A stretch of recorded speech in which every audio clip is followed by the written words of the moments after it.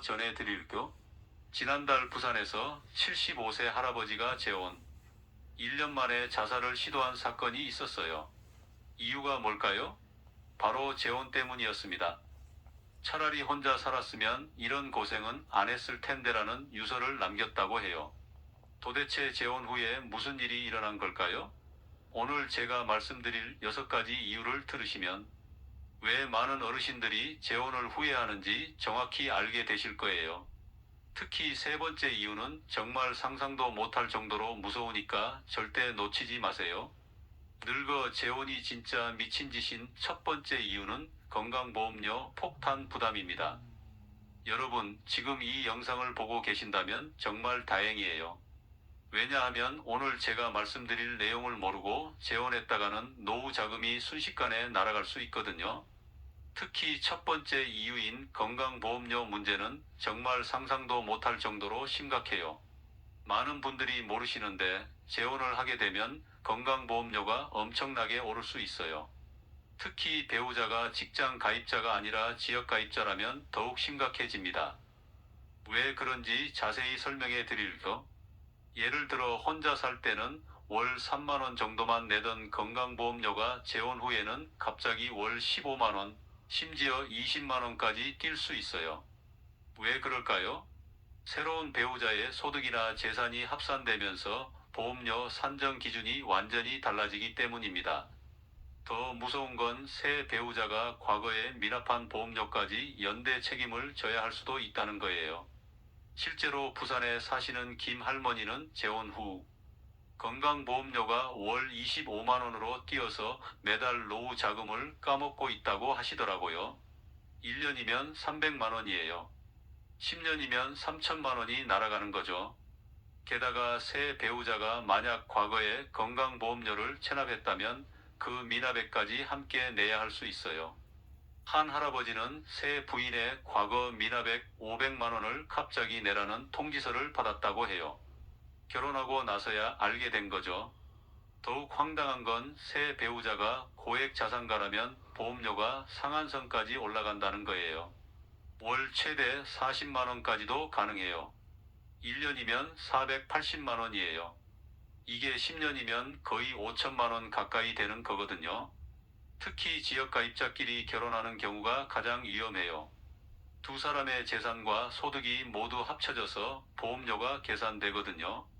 예를 들어 각자 집 한 채씩 가지고 있었다면 재산세 기준으로 보험료가 엄청나게 올라가요. 너무 무서워. 가격이 너무 무섭게 싸잖아. 놀라운 가격? 아고다.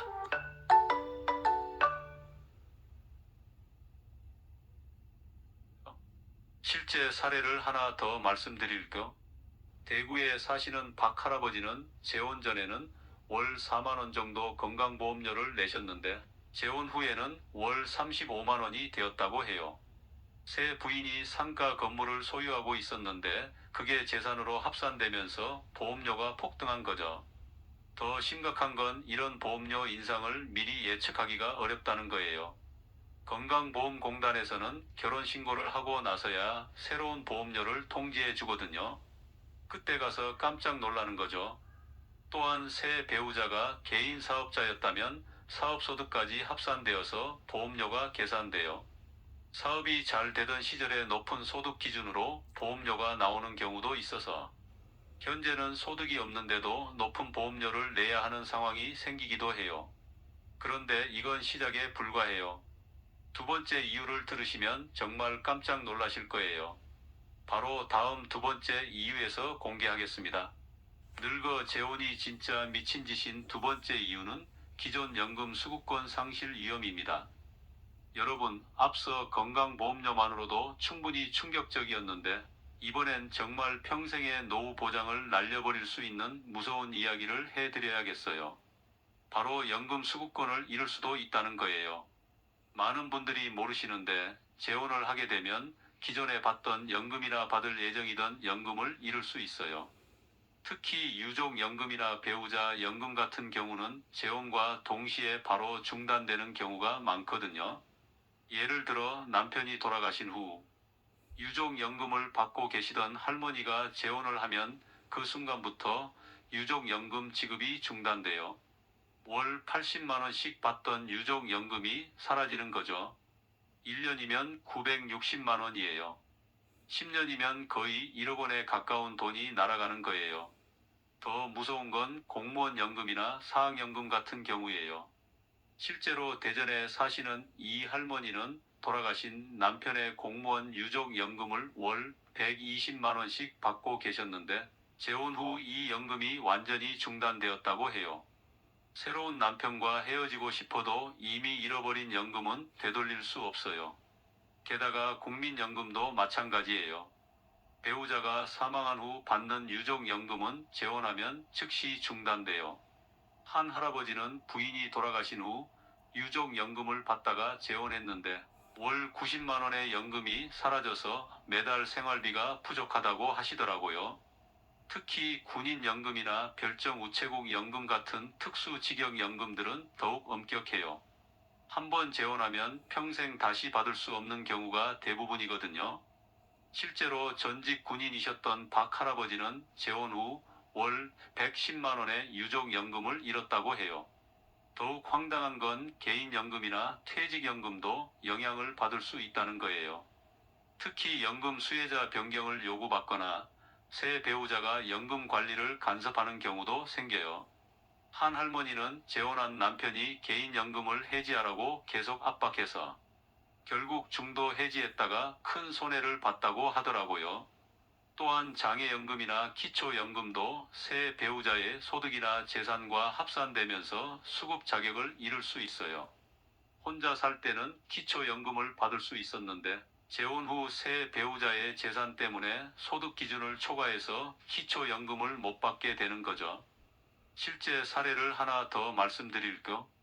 부산에 사시는 김 할머니는 기초연금 월 30만 원을 받고 계셨는데 재혼한 남편이 아파트 2채를 소유하고 있어서 재산 기준을 초과하게 되었어요.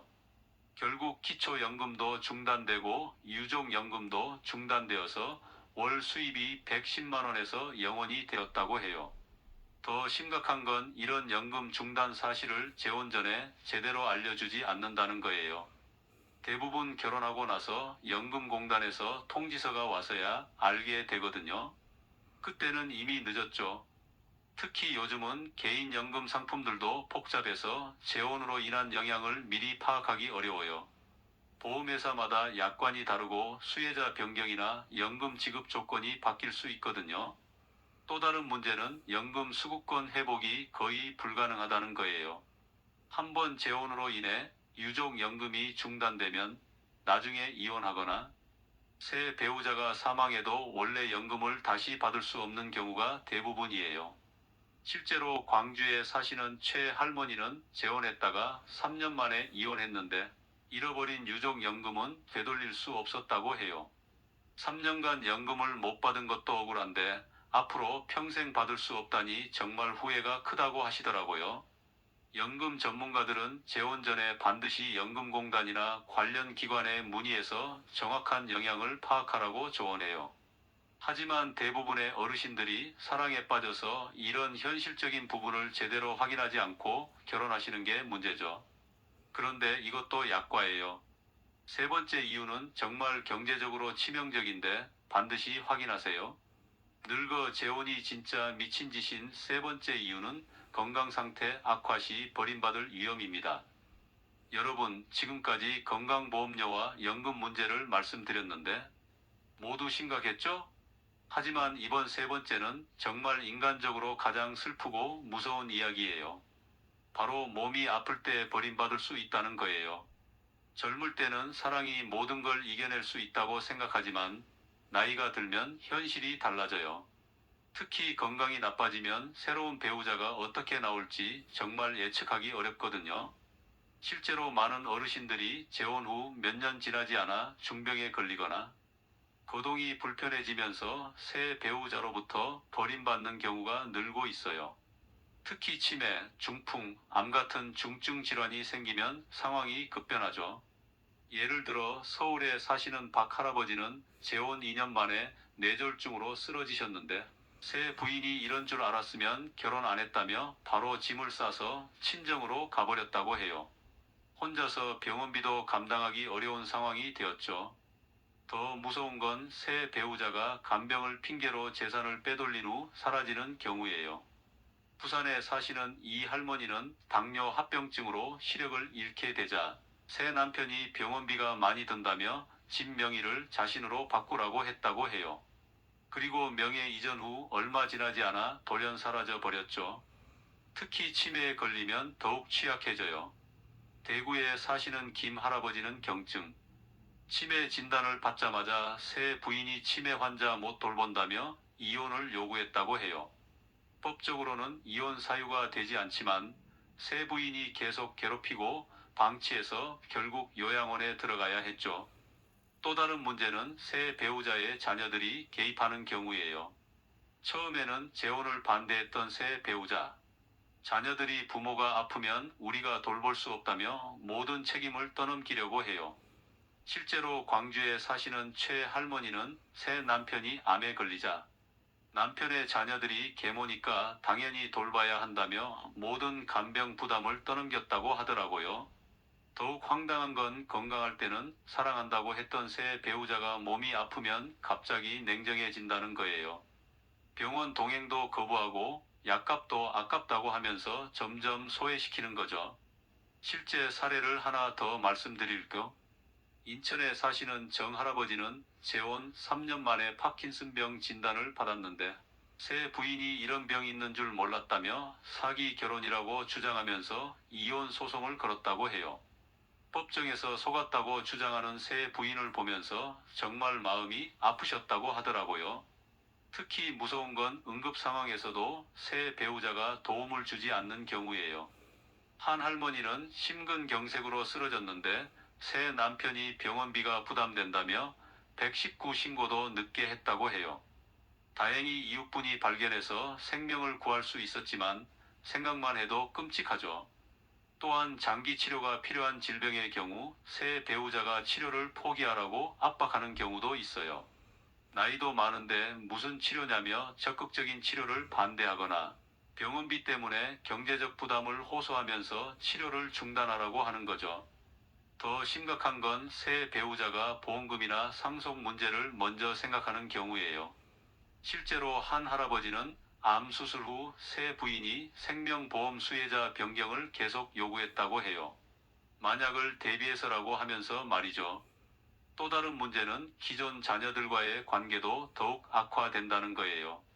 부모가 아프면 자녀들이 달려와야 하는데 새 배우자가 있으면 자녀들도 어색해하고 개입을 꺼리게 되죠. 결국 아픈 몸으로 혼자 감당해야 하는 상황이 되는 거예요. 실제로 울산에 사시는 윤 할머니는 갑상선암 수술을 받을 때 새 남편은 바쁘다며 수술실 앞에도 오지 않았고 기존 자녀들도 새아버지가 있으니까 괜찮을 거라고 생각해서 오지 않았다고 해요. 결국 혼자서 수술을 받고 회복해야 했죠. 그런데 네 번째 이유는 이런 개인적인 문제보다도 더 현실적이고 즉각적인 피해를 주는데 이어서 꼭 확인하세요. 늙어 재혼이 진짜 미친 짓인 네 번째 이유는 새로운 배우자의 빚을 떠안을 수 있기 때문입니다.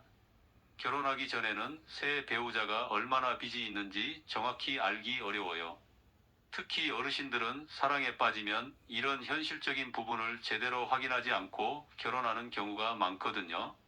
그런데 결혼 후에 갑자기 빚쟁이들이 찾아오는 거예요. 실제로 서울에 사시는 박 할머니는 재혼한 남편의 사업 실패로 3억 원의 빚을 떠안게 되었다고 해요. 평생 모은 집까지 팔아야 했다고 하더라고요. 남편이 결혼 전에는 작은 사업을 하고 있다고만 했는데 알고 보니 이미 파산 직전이었던 거죠. 더 무서운 건 새 배우자가 몰래 본인을 보증인으로 등록해 놓는 경우예요. 부산에 사시는 이 할아버지는 어느 날 갑자기 은행에서 보증인으로 등록되어 있으니까 1억 5천만 원 갚으세요 라는 연락을 받았다고 해요. 새 부인이 몰래 서류에 서명을 받아서 보증인으로 등록해 놓았던 거죠. 특히 신용카드 빚이 가장 위험해요.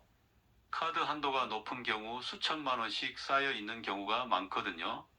대구에 사시는 김 할머니는 새 남편의 카드빚 8천만 원을 떠안게 되었다고 해요. 남편이 내가 갚을 테니까 잠깐만 명의를 빌려달라고 해서 승낙했는데 결국 자신이 모든 빚을 져야 하는 상황이 되었죠. 또 다른 문제는 도박으로 인한 빚이에요.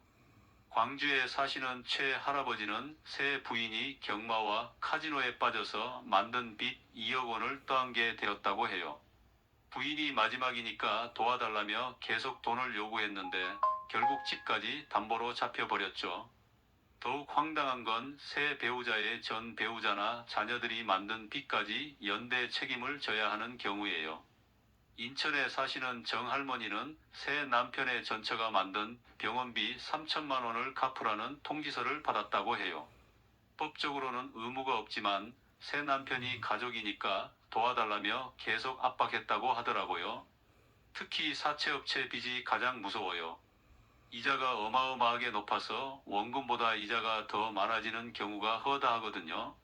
울산에 사시는 윤 할아버지는 새 부인의 사채 빚 5천만 원을 떠안았는데 이자만 월 1천만 원씩 나온다고 해요. 결국 연금을 모두 이자로 갚고 있는 상황이에요. 또한 세금 체납도 큰 문제가 돼요. 새 배우자가 과거에 사업을 하면서 밀린 세금이 있으면 국세청에서 부부 공동 재산으로 압류할 수 있거든요. 실제로 한 할머니는 새 남편의 체납 세금 1억 2천만 원 때문에 본인 명의의 집이 압류되었다고 해요. 더 심각한 건 이런 빚들이 결혼 후에 하나씩 드러난다는 거예요. 처음에는 작은 빚인 줄 알았는데 시간이 지나면서 카드빚, 대출, 사채, 보증빚 등이 줄줄이 나타나는 거죠. 전주에 사시는 송 할아버지는 빚이 온수도 꼭지 같다고 표현하시더라고요. 하나 해결하면 또 다른 빚이 나타난다고요. 특히 무서운 건 새 배우자가 사랑한다면 도와달라며 감정적으로 호소하는 거예요.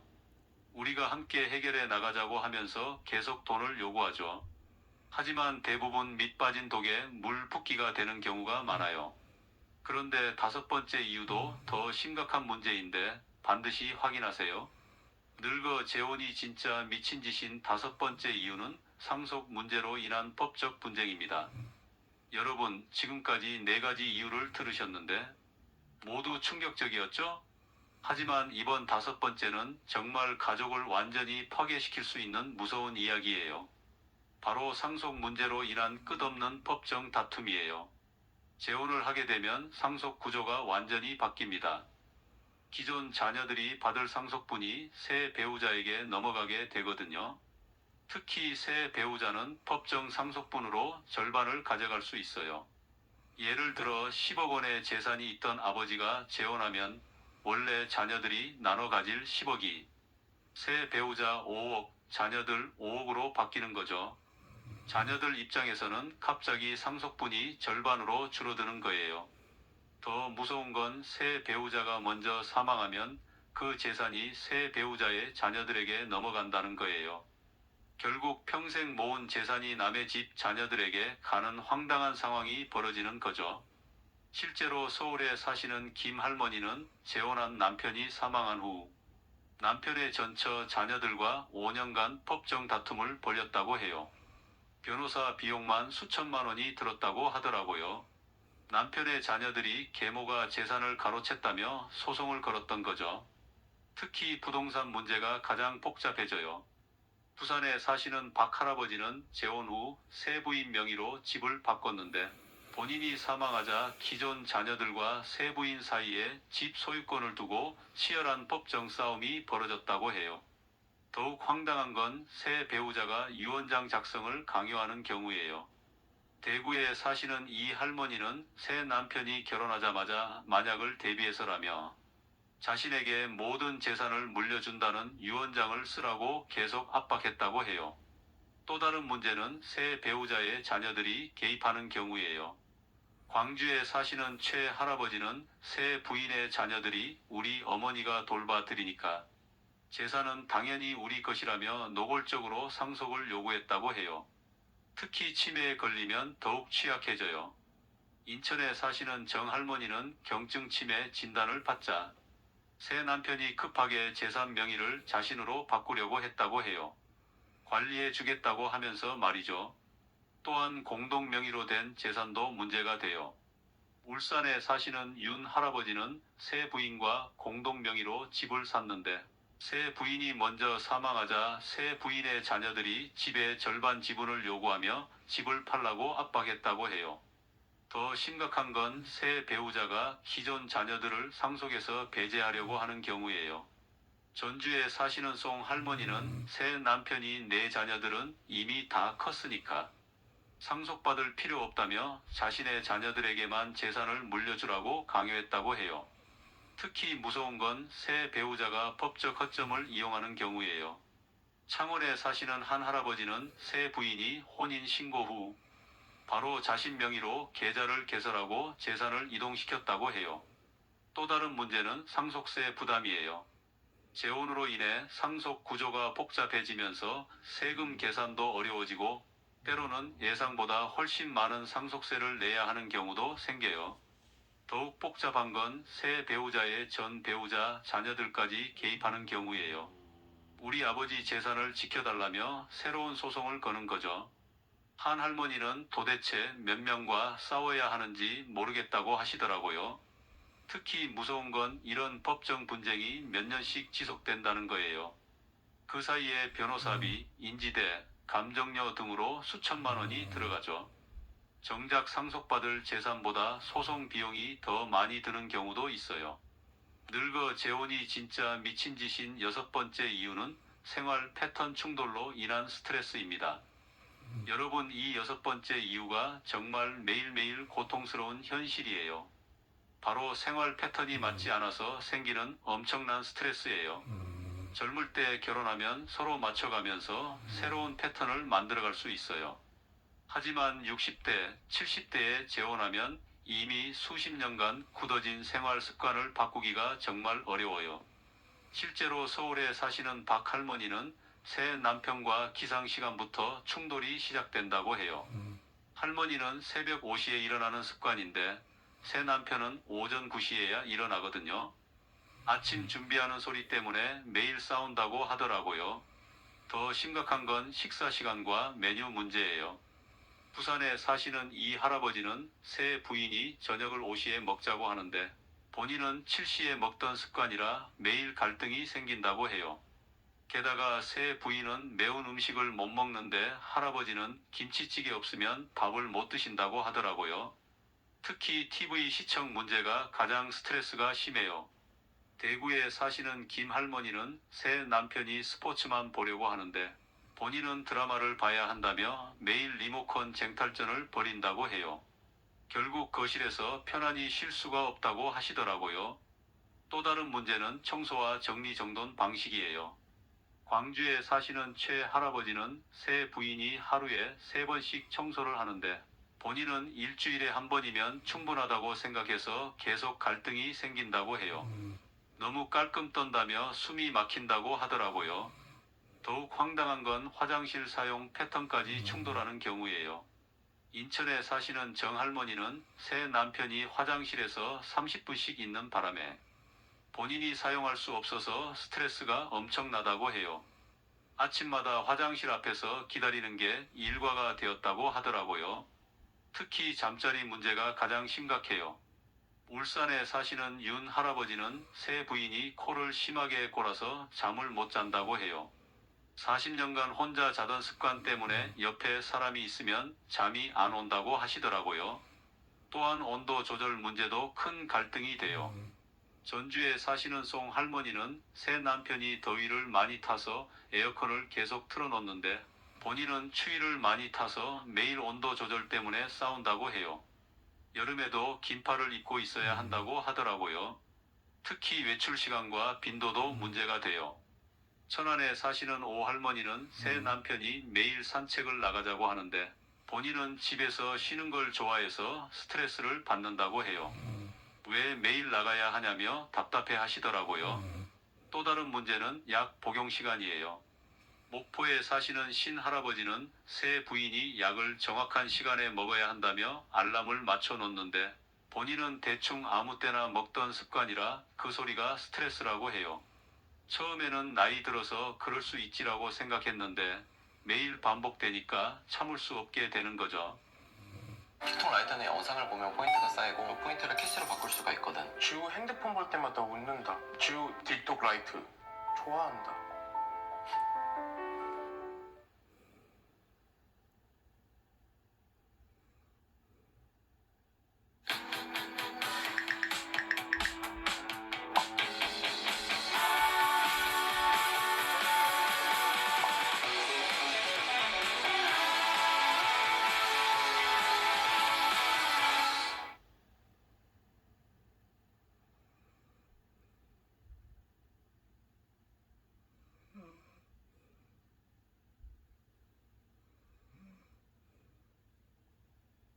선생님 지금 어디 살고 계세요? 서울요. 아, 서울에. 네. 연세는 어떻게 되시는데요? 우리나라 나이로 72이고 많은 71 이렇게 됐어요. 아, 일은 하나. 네. 사별하셨어요? 이혼하셨어요? 3년 넘었어요. 사별했어요. 아, 사별하시고. 네. 자녀는 몇 남매 두셨는데요? 딸만 둘인데 다 결혼했어요. 아, 출가를 다 했네요. 네. 아, 근데 선생님 목소리 듣고 나는 71세라 해가지고 깜짝 놀랐다. 아, 그러게. 제가 나이를 좀 어리게 보네요, 목소리를. 한 50대나 40대 정도 저는 생각했는데. 감사해요. 아니, 진짜 목소리 어리다는 그런 얘기 많이 듣죠? 많이 들어요. 네, 목소리만 들어가지고는 전혀 나이를 진짜 짐작을 못하겠네. 아, 그러세요? 아, 그러시구나. 네. 선생님, 사별하신 지 3년 됐는데, 네. 그동안에는 재혼할 생각을 안 하셨어요? 그러면 전혀 생각도 없었고, 뭐, 네. 이렇게 나이도 먹었는데, 예. 내가 지금 누구를 만나서 어떻게 했나, 그리고 신앙생활을 하니까 기도하면서 이겨냈죠. 아, 신앙생활 하면서, 네. 기도하면서. 네. 근데, 그렇게 해도, 뭐, 외로움은 다 극복이 안 되는 부분도 있다 하던데. 그러니까 자식들한테 할 수 있는 말이 있고, 네. 친구인지 남편한테 할 수 있는 말이 있고, 따로 있더라고요. 살다 보니까. 또 하나님한테 할 수 있는 얘기가 있고. 네, 맞아요. 그래서 이제, 친구나 배우자를 한번 찾아야 되겠다, 이런 생각을 하셨네요.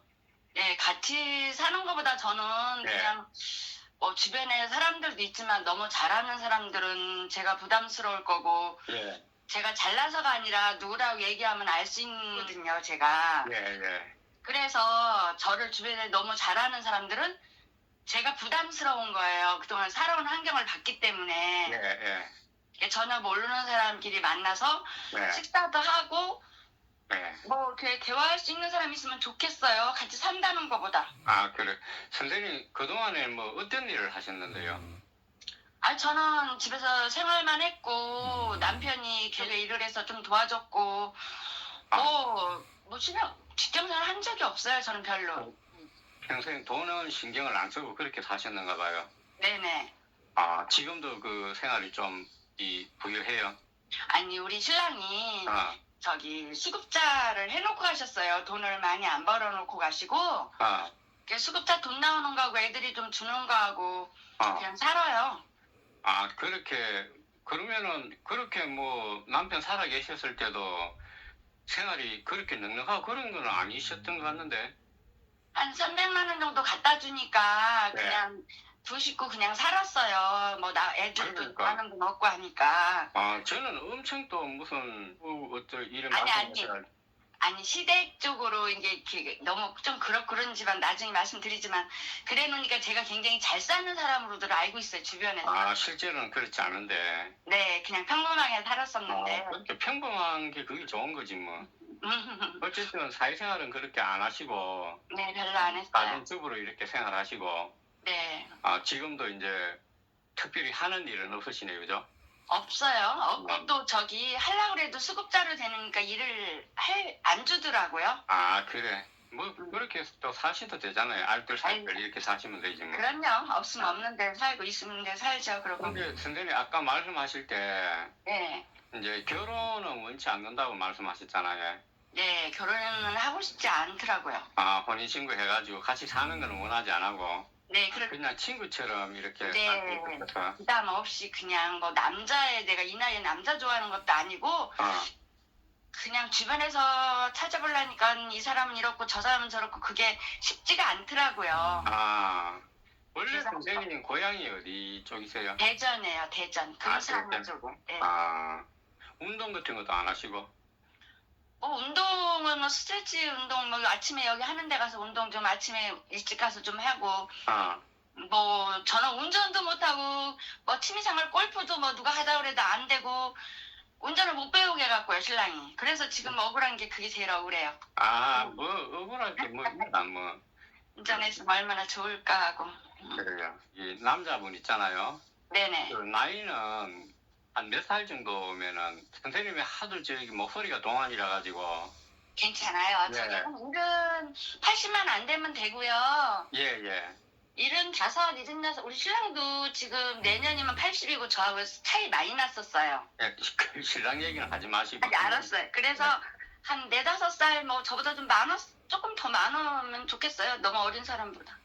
아, 예나보다는 네. 잘 많은 분. 네네. 아, 그런 분을 만나고 싶어요.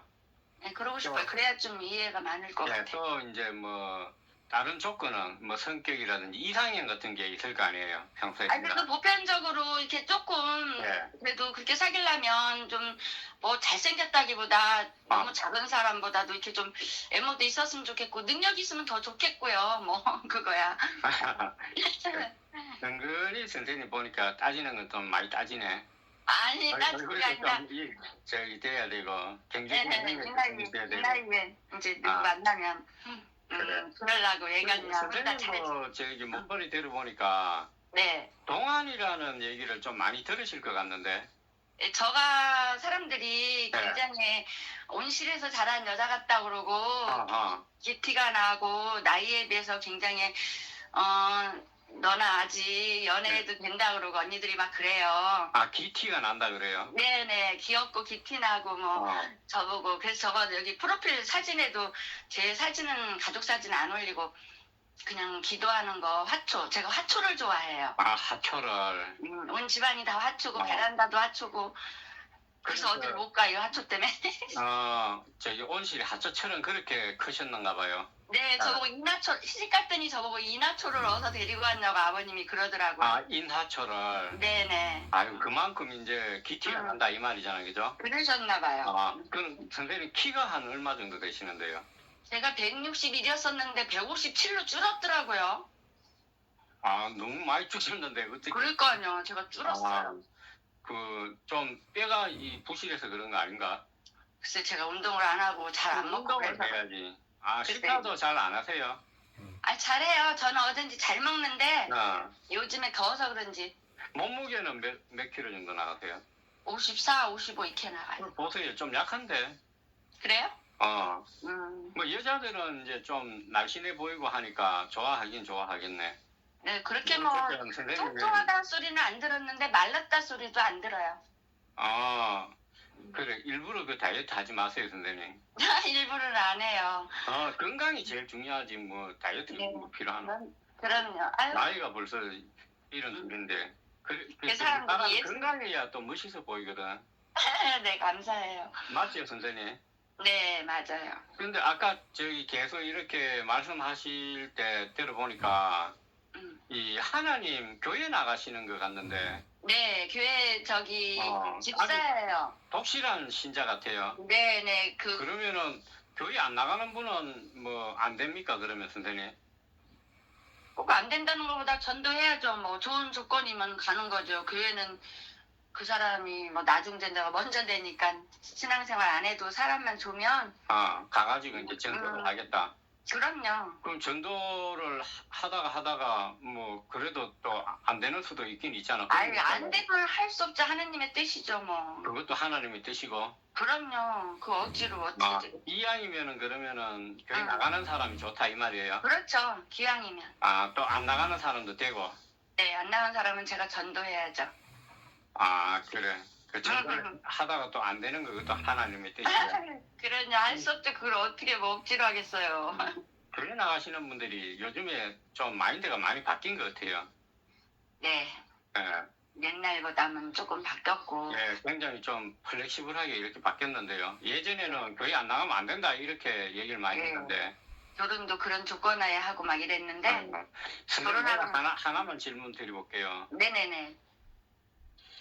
이 한 사람은 교회에 나가고 네. 좀 가난한 사람이 있고 네. 한 사람은 교회 안 나가고 좀 경제적인 능력이 있고 부유한 사람이 있다. 어떤 사람을 선택하고 싶어요, 선생님은?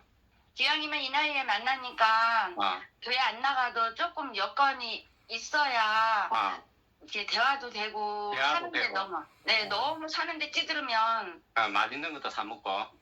그럼요. 그런 이 나이에 그런 재미로 사는 동안 즐겁게 보람있게 그렇게 살아야지. 그리고 이제 선생님 생각은 응. 저기 교회 안 나가면은 하나님한테 전도는 할 수 있지만 돈 없는 응. 사람은 네. 그게 안 된다 이런 생각을 가지고 계신 거죠? 네, 그래요. 저 너무 네. 너무 가난한 사람들 많이 봐서 네. 그건 힘들 것 같아. 그래. 아주 그 현실적으로 이렇게 말씀해 주셨네요. 감사해요. 그래요. 네.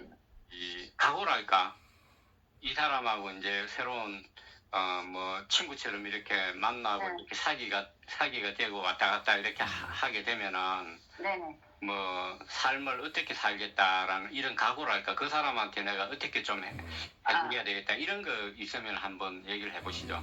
제가 남편한테 하듯이 최선을 다해서 네.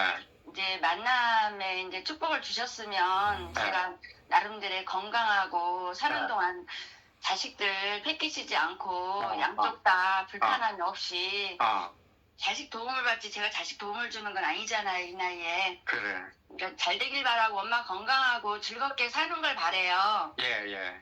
엄마 남자친구도 만나려면 만나고 엄마 하고 싶은 대로 하래요. 네. 사이들이나 딸들이나. 예.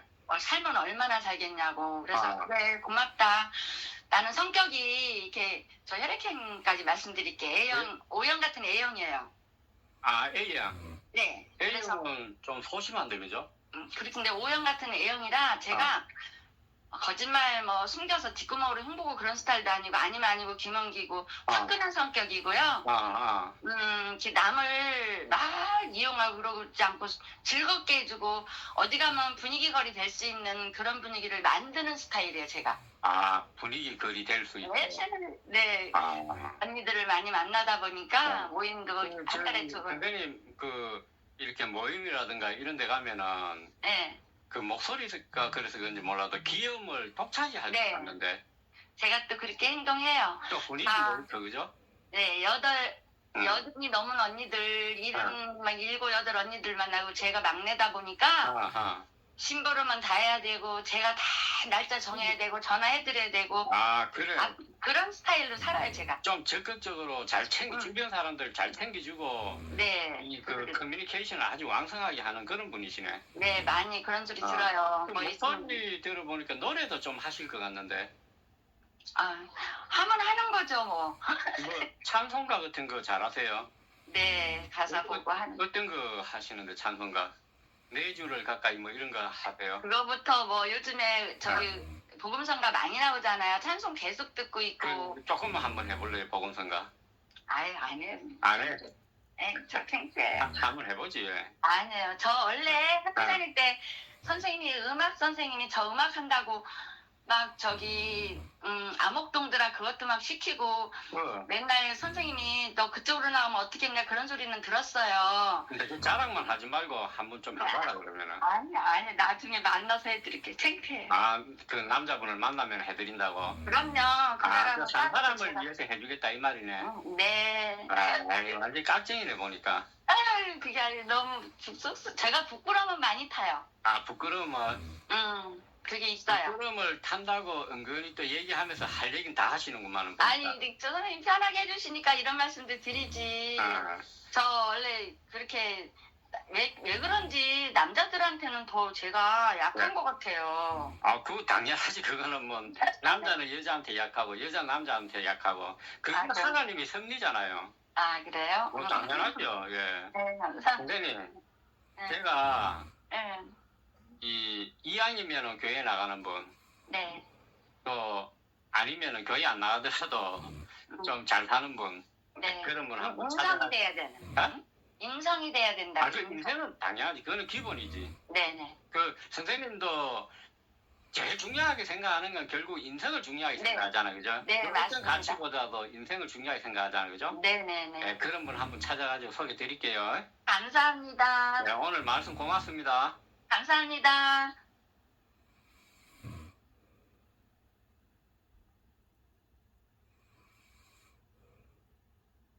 전화 드렸어요. 좋은 인연 있으면 예, 만나가지고 예. 나이 먹으면서 힘이 되면서 서로 살아가고 싶어가지고 아, 그래. 그건 좋은 거지, 예. 예 그래가지고 네. 연락드렸습니다. 그래, 선생님은 지금 계신 데는 어디세요? 충남 예산이에요. 충남 예산? 예 아, 그 나이는 몇이시고? 58요 66년생. 아, 58. 네네. 아이고, 아직 50대시네, 그러면은. 그러면, 네. 왜 혼자 됐어요? 사별했어요? 아니요 이혼한 지가 10년이 넘었어요. 자녀는 몇 남매 드셨어요? 아들만 둘이에요. 아, 아들은 아직 그 장가는 안 갔을 것 같는데. 장가는 안 갔는데요. 예. 하나이는 아빠가 책임지기로 하고 예. 큰아이는 제가 이제 책임지기로 하고 해가지고 어. 그렇게 살아요. 그 이제 독립을 했고. 그렇죠. 근데 이혼은 왜 이혼을 하셨어요? 너무 처갓집에서 돈을 막 수십억, 10억 이상 갖다 써가지고 제가 친정에 씨다른 자식이거든요. 저기 뭐지 씨바지 비슷하게 예. 태어나가지고 선생님이요? 네 그랬는데 이제 애들 아빠가 너무 친정에다가 손 벌리고 갖다 쓰고 안 갚고 갚는다 하고 안 갚고 그래가지고 예. 애들이 이제 그때 18살 이렇게 되니까 예. 엄마 아빠하고 가정적이지도 않고 너무 돈도 할머니 거 외할머니 거 많이 빌려다 쓰고 엄마는 맨날 외할머니네 식구하고 말다툼하고 막 그러고 사는 거 힘들지 않냐고 이혼하라고 예. 아빠 같은 아빠 좀 만들어 달라고 막 그래가지고 예. 이혼하게 됐어요. 아, 그러셨구나. 네. 그래가지고 이혼하고 난 다음에는 선생님 어떤 일을 하셨는데요? 제가 식당하고 막 그랬거든요. 예.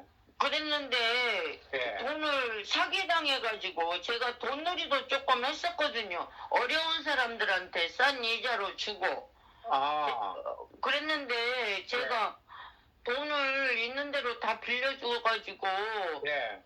소문나니까 막 이 사람 저 사람이 막 와가서 밥 팔아주고 하면서 저를 꼬드겨가지고 예.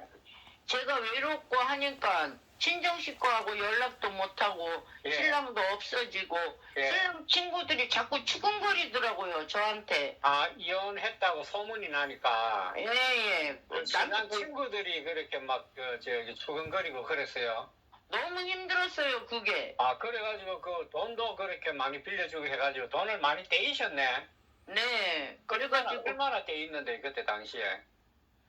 한 2억 가까이 떼었죠. 제 수중에 있는 거하고 빌려서까지 줘가지고. 그러면 그 돈을 그러면 그때 여기 신랑 친구한테도 빌려줬어요? 그렇죠. 그럼 지금 돈을 하나도 못 받고. 하나도 못 받고 사람도 잃고 그랬죠. 그래가지고 선생님이 이제 그 친정 집하고도 멀어지고 해가지고 식당을 이렇게 하셨어요? 네. 지금은 그러면 지금도 식당을 하세요? 지금은 식당 못해요. 못하고 있어요. 지금은 왜 못하고 있어요? 하면 되는데. 그때 예. 마지막으로 돈 빌려서까지 빌려줬다고 했잖아요. 제가 책임지기로 하고. 예. 그래가지고 마지막으로 예. 우리 식당이 잘 되니까 그거로 예. 돈 못 갚으면 식당으로 넘기라고 해가지고 식당을 넘겼어요. 아니 그러면은 돈 빌려줘가지고 사기 당한 것도 있고 예, 그 선생님이 또 돈을 빌려가지고 못 갚아가지고 식당을 넘겨줬다 이 말이에요. 그렇죠. 아, 아이고 참네. 그 너무 저기 그 선생님 마음고생이 많았을 것 같는데요. 마음고생이 많았는데 예. 우리 집에 식당 할 때 예, 정수장에 공사하러 온 저기 대구 경북 대구에서 온 아저씨가 있었걸랑요. 예, 근데 그분들을 한 1년 가까이 밥을 해줬어요. 예, 그러면서 친했던 사장님인데 예. 그 사장님이 예, 암에 걸려가지고 예, 자기가 두 번째 만난 여자도 예, 병수발이 못한다고 막 예. 너무 힘들다고 안 걸린 것보다 더 힘들다고 하면서 예, 친구들이 거창에 집 져줬다 하더라고요. 예, 그래가면서 저보고 예, 저기 쉴 겸 이제 사정을 알으니까 중간중간 연락을 했으니까 예, 예. 제가 식당 할 때 어떤 거를 다 보고 다 보았으니까 밥 먹을 때 그래, 예, 제 사정을 알으니까 거기로 놀러 오라 하더라고요. 예, 자기 혼자 있다고. 예, 그래가지고 갔다가 예, 제가 또 제 심신도 달랠 겸 불쌍하기도 하고 예, 예산에서 멀어져 있고 싶기도 하고 우리 예. 큰아이도 엄마 거기서 아저씨 도와주면서 예, 같이 의지하고 거기서 생활하고 있다가 바람 쐬고 오라고 그러는 바람에 예, 거기에서 한 1년 가까이 밥 해주고 그랬는데 그 사람이 하늘나라로 갔어요. 아이고 참. 그래가지고 그 집 딸 예, 이제 장례 모시고 그 집 딸 밥 먹이고 이렇게 해서 보낸다고 하다가 예. 제가 건널목 건너다가 사고를 났어. 교통사고. 아, 또 그 와중에 선생님이 교통사고를 당했다고? 예. 그래, 많이 다쳤어요? 그때 당시는 예, 이제 알몸하고 택시하고 부딪혔으니까 신호등 건널 때였었거든요. 예, 그래가지고 많이 다쳤어요? 많이는 안 다치고 예, 생활을 하는데 예, 막 오래 쪼그리고 앉아있기 힘들고 이렇게 쪼그리고 앉아서 방 닦고 이러는 게 아, 옛날 같지는 않죠. 근데 아무 표시도 안 났고 아무렇지도 않아요. 근데 아, 그 생활하는 데는 큰 문제는 없다. 예, 막 뛰고 그럴 때 심하게 뛰고 하고 그러면 그거를 오래 못해서 그렇죠. 예, 그런 거는 오래 할 필요가 없잖아. 뭐, 그렇죠. 오래 걷기 육상 선수 될 건 아니니까. 그러니까 뭐 산악도 하고 하는데 근데 그때 그, 저기, 돌아가신 예, 그분하고는 혼인신고는 안 했어요? 안 했죠. 아, 1년도 안 됐으니까. 그래. 아, 이거 참, 그 마음이 참 안 됐네, 그래. 서로 뭐. 진짜고 그렇게 지냈으면 참 좋았는데. 그랬는데 뭐 그 사람은 어차피 뭐 어. 시한부로 6개월밖에 못 산다고 하고 그랬는데 1년 가까이 살다가 그래도 하늘나라 가는 거 마지막까지 지켜주고 그러니까 제가 또 그게 위안이 되고 아, 나도 좋은 일을 할 수 있다 이거를 깨달았고 아, 나도 누군가한테 힘이 돼서 지금도 예. 살았으면 좋겠다 하는 마음에 아, 선생님께 문자 드렸어요. 그래. 선생님이 보니까 의리가 있네, 보니까. 아, 의리는 뭐, 의리라기보다는 서로 윈윈하는 거죠, 뭐. 아, 그래. 그러면 선생님, 예. 어떤 남자를 만나고 싶은지 한번 말씀해 보세요. 이상형이랄까, 뭐 그런 거 한번 얘기해 보세요.